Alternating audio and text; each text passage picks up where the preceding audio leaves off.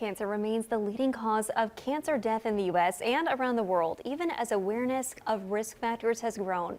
November is Lung Cancer Awareness Month, a good time to discuss why lung cancer continues to be a major health concern and what steps people can take to protect themselves.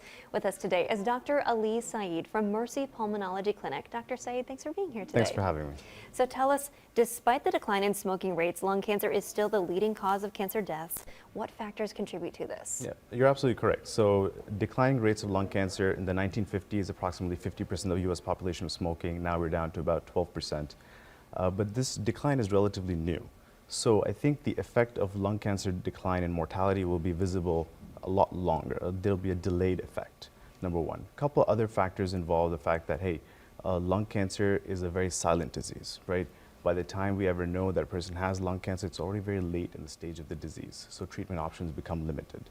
And that's why another contributing factor for increased mortality. And finally, of course, there are other risk factors associated with lung cancer, not just smoking alone. Yeah, and we talked about smoking. What are some of those other risk factors? Right, so approximately 10 to 15% of lung cancers are not associated with smoking.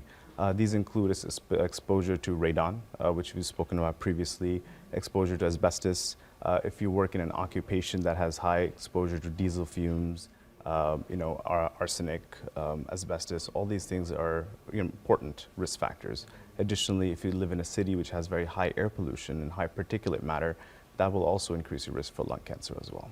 And are there different types of lung cancer, some that are more aggressive than others? Right, of course. So lung cancer broadly are divided into two major categories, small cell lung cancer and non-small cell lung cancer. Small cell lung cancer is probably the most aggressive form of lung cancer we have and accounts for approximately 15% of all lung cancers with limited treatment options. Whereas non-small cell lung cancers can be divided into adenocarcinoma, squamous, and other smaller types of cancers which are more treatable and less aggressive in nature. Yeah, and on the treatment, can you tell us what does treatment look like, some of those options, and prevention as well? Right, of course. So when we talk about treatment is, hey, the earlier the stage of the disease you catch it, the more options you have available. The earlier stage disease, you working towards a curative option. So you're working towards trying to do surgery or radiation to remove the cancer and to have cancer-free survival. In later stages of the disease, the treatment is more palliative in nature.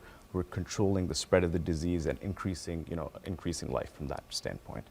That's from the treatment standpoint that we have available. And then we have chemotherapy, radiation, surgery, and immunotherapy, which is currently available. Some different options. Dr. Saaed, thanks for being here today. Thank you. Thank you. And stay with TV9. We'll be right back.